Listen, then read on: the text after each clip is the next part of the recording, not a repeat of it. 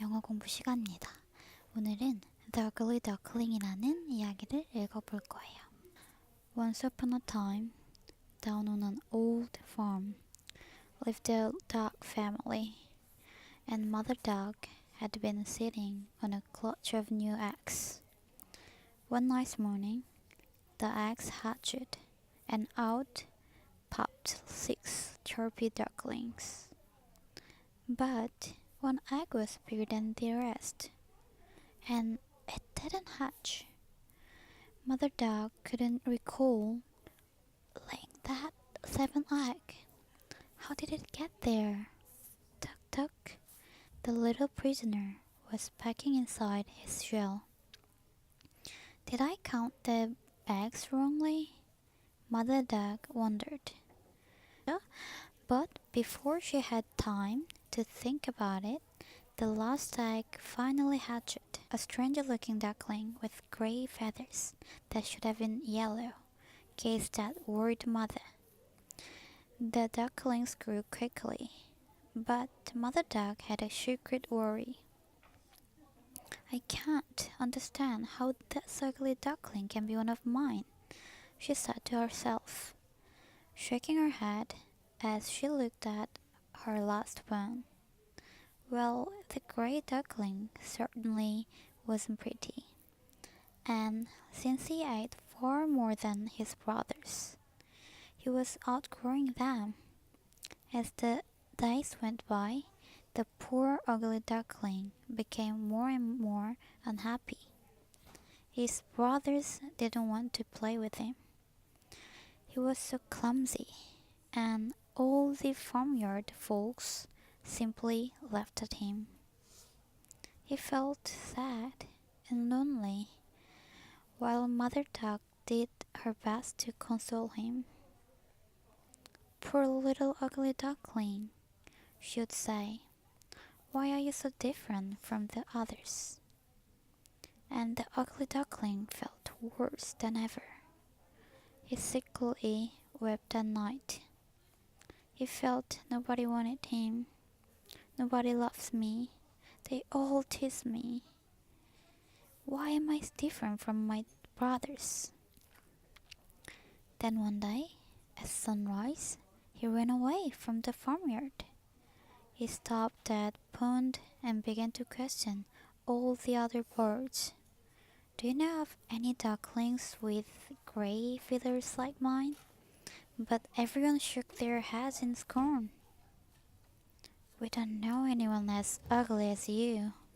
The ugly duckling didn't lose heart, however, and kept on making inquiries. He went to another pond, where a pair of large geese gave him the same answer to his question. What's more, they warned, don't stay here, go away, it's dangerous. There are men with guns around here. The duckling was sorry he ever left the farmyard. Then one day, his travels took him near an old countryman's cottage. Thinking he was a stray goose, she caught him. I'll put this in a hutch. I hope it's female and lays plenty of eggs, said the old woman, whose eyesight was poor. But the ugly duckling laid not a single egg. The hen kept frightening him. Just wait, if you don't lay eggs, the old woman will wring your neck, pop you into the pot, and the cat chipped in. I hope the woman cooks you, then I can gnaw at your bones.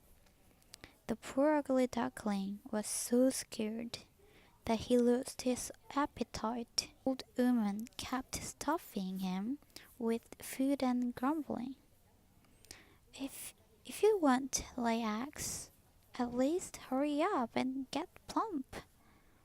Oh dear me, moaned the now terrified duckling. I will die of fright first, and I did so hope someone would love me. Then one night, finding the hutch door ajar, he escaped Once again he was all alone. He fled as far away as he could, and at dawn he found himself in a thick bed of reeds. "If nobody wants me, I will hide here forever."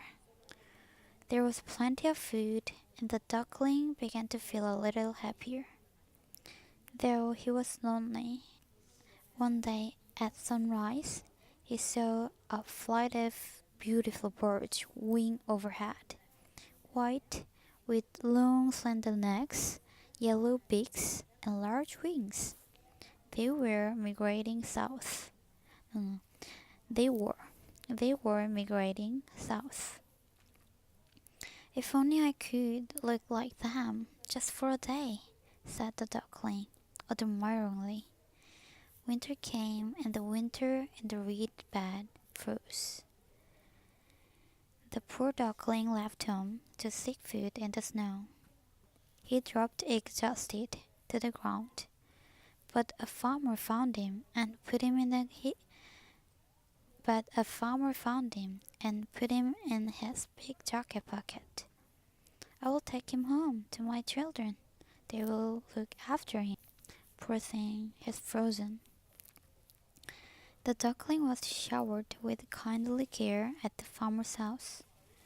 In this way, the ugly duckling was able to survive a bitterly cold winter. However, by springtime, he had grown so big that the farmer decided to set him free by the pond. That was when the duckling saw himself buried in the water. "Goodness, how I've changed! I hardly recognize myself." The flight of swans winged north again and glided onto the pond. When the duckling saw them, he realized he was one of their kind, and soon made friends. "We are swans, like you," they said warmly. We are swans, like you," they said warmly. "Where have you been hiding?" "It's a long story," replied the young, still astounded. Now he swam majestically with his fellow swans. One day he heard children on the river bank. "Look at that young swan! He's the finest of them all!" And he almost burst with happiness. The end.